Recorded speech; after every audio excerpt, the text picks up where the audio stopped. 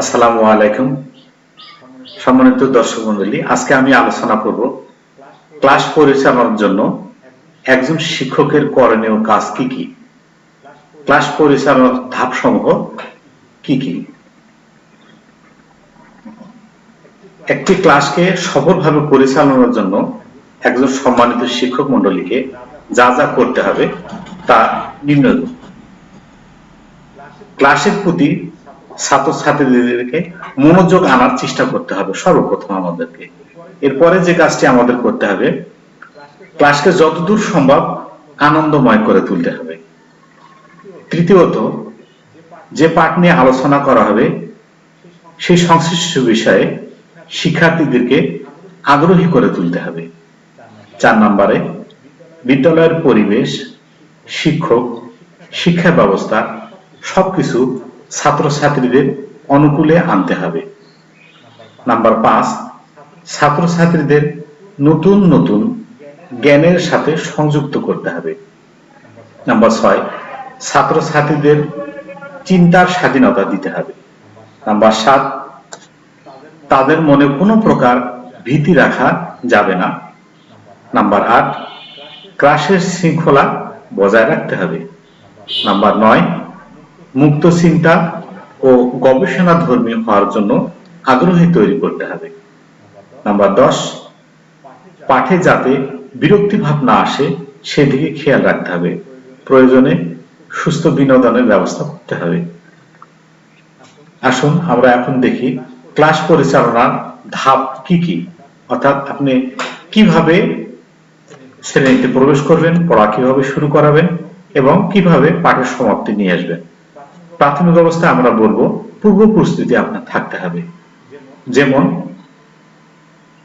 যে পাঠ আলোচনা হবে সংশ্লিষ্ট পাঠ্যপুস্তক আপনাকে নিয়ে যেতে হবে।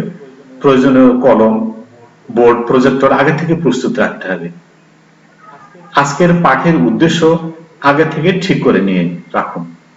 দ্বিতীয়ত, শ্রেণীতে প্রবেশের পর শিক্ষার্থীদের সাথে সালাম বা শুভেচ্ছা বিনিময় করুন। এরপরে আপনি উপস্থিতি নিন এবং সংক্ষেপে অনুপস্থিতদের নামের নোট করুন। তৃতীয়ত, পূর্বের পাঠ পুনরালোচনা করা।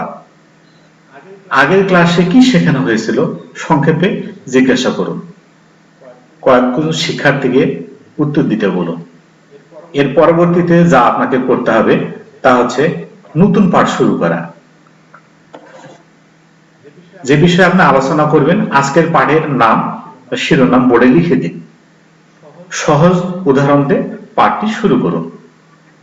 শিক্ষার্থীদের মনোযোগ ধরে রাখতে প্রশ্নোত্তরের মাধ্যমে পাঠটা পরিচালনা করতে হবে আপনাকে। পঞ্চমত যা করতে হবে, অংশগ্রহণমূলক শিক্ষা, যেমন গ্রুপ কাজ দেওয়া, আলোচনা অথবা খেলাধুলার মাধ্যমে শিক্ষার্থীদের সম্পৃক্ত করা। বোর্ডে বা খাতায় গুরুত্বপূর্ণ বিষয় লিখে দিতে হবে। প্রশ্নোত্তর পর্ব যেভাবে পরিচালনা করবেন, যে বিষয়টা আপনি শেখাবেন সে বিষয় থেকে প্রশ্ন করুন। শিক্ষার্থীদেরকে উত্তর দিতে উৎসাহিত করুন। 7 নম্বরে বলবো সারাংশ বা উপহার।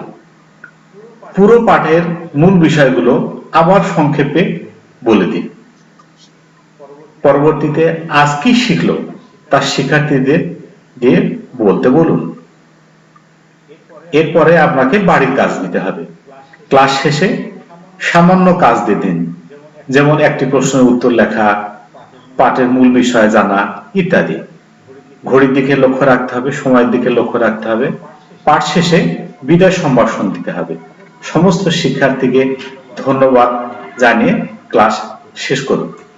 পরিশেষে আমরা বলতে পারি, একটি পাঠদানকে সুন্দর, সাবলীল ও সার্থক করার জন্য সম্মানিত শিক্ষক মহোদয়ের আন্তরিকতা, শারীরিক ও মানসিক সুস্থতা, নিজেকে আপডেট রাখা অত্যন্ত জরুরি।